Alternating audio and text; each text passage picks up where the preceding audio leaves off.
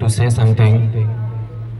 My speech means I want to give you a motivational speech because you know very well that today is your first day of your Viva exam.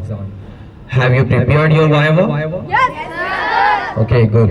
So I want to give you some tips for your Viva. Means today you know that I think third or fourth Navratra is there. First of all, इस पवित्र पावन अवसर की आपको बहुत बहुत शुभकामनाएं। मैं ये मानता हूं कि जहां ये जितने भी लोग यहाँ पर खड़े हुए हैं सब 80% और 70% people have gone to Vaishno Devi. Vaishno Devi जा चुके हैं आप लोग? कौन कौन जा चुका है? हाथ उठाइए। गुड। कोई है बहुत पक्का वाला देवी माँ का भक्त?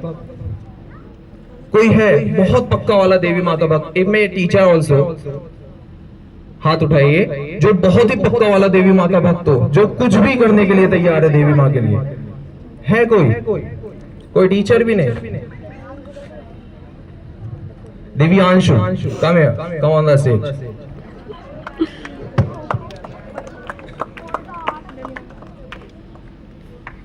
सपोज आपने एक मन्नत मानी कि मैं फर्स्ट नवरात्रे पर वैष्णो देवी जाऊंगा और माथा टेकूंगा, और आपकी मन्नत जो है वो पूरी हो गई। आपने टिकट के रेल के टिकट बुक कराए। आपको पता है कि दिल्ली से लगभग 450 या 500 किलोमीटर की दूरी पड़ती है वैष्णो देवी जाने के लिए। तो आपने टिकट बुक कराई और आप स्टेशन के लिए रवाना हुए अपनी फैमिली के साथ। जब आप वहां पहुंचे तो आपने देखा कि रेल जो है वो कैंसिल हो चुकी है किसी भी वजह से, कोई भी रीजन हो सकता है, तो आप क्या करेंगे? सर फिर हम कभी और चले जाएंगे। नहीं, मन्नत तो पूरी करनी है। आप तो भक्त हैं पक्के देवी माँ के, फिर क्या करेंगे आप? तो फिर कोई और ट्रेन देखेंगे। कोई और ट्रेन देखेंगे। मान लीजिए ट्रेन से जाना पॉसिबल नहीं है, फिर सर बस करेंगे। आप बस में सवार हो गए, थोड़ी दूर पे जाकर के उसके दोनों टायर पंचर हो गए, फिर दूसरी बस देखेंगे। फिर दूसरी बस देखेंगे। उसके बाद मान लीजिए बस नहीं मिल पाई आपको, बस की स्ट्राइक है फॉर एग्जाम्पल, तो फिर क्या करेंगे? सर फिर पैदल चले जाएंगे। पैदल चले जाएंगे, लिफ्ट मांगेंगे, टैक्सी बुक करेंगे। So many things are there to do at that time because you want to go to your destination.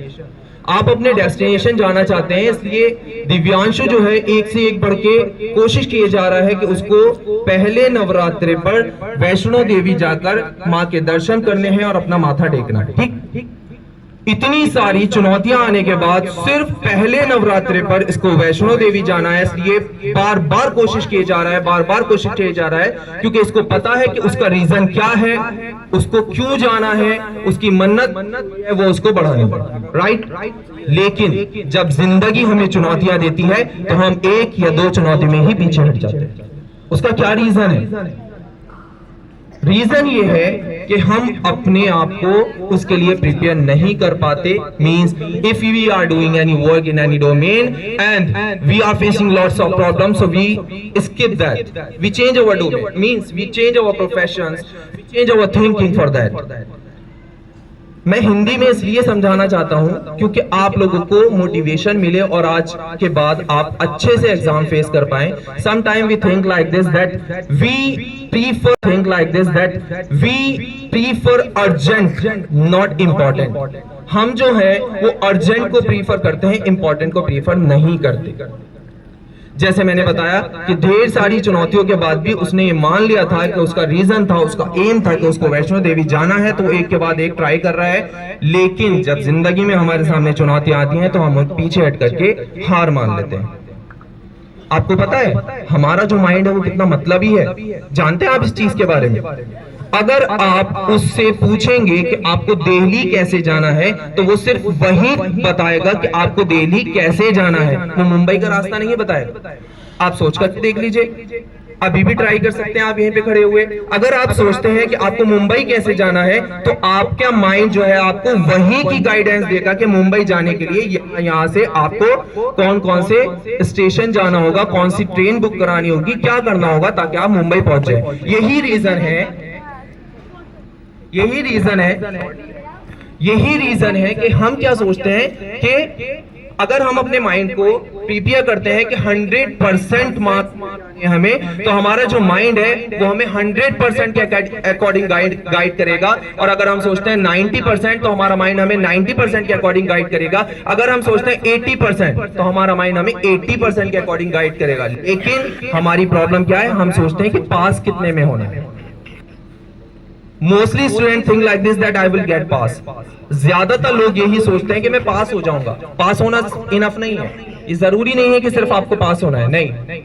पास होने ऊपर के बारे में सोचना है। We prefer urgent things, not important. I have said to you before also that suppose you plan, you have a timetable for your studies that you are to study 2 hours per day. आपने सोचा कि आपको 2 घंटे रोज पढ़ना है, आपकी timing है शाम 4 बजे से 6 बजे तक की, लेकिन उस समय में आपका कोई फ्रेंड आ गया, तो आप क्या सोचेंगे कि फ्रेंड को अटेंड करना ज्यादा इंपॉर्टेंट है क्योंकि वो अर्जेंट है। You are not thinking about your long terms. ये कहा जाता है कि सूरज यहां से उगता है और इधर अस्त हो जाता है, लेकिन आप जानते हैं सूरज ना तो उगता है और ना ही अस्त होता है। सूरज हमेशा हमारा उदय है। हम घूमते रहते हैं, तो हमारी सोच भी घूमती रहती है कि मेरा सूरज जो है वो अस्त है, या किसी और का सूरज जो है उदय है और हमारा सूरज अस्त है। नहीं, ये हमारी सोच के ऊपर डिपेंड करता है कि हम उसको कैसे देखते हैं। It's our point of view, right?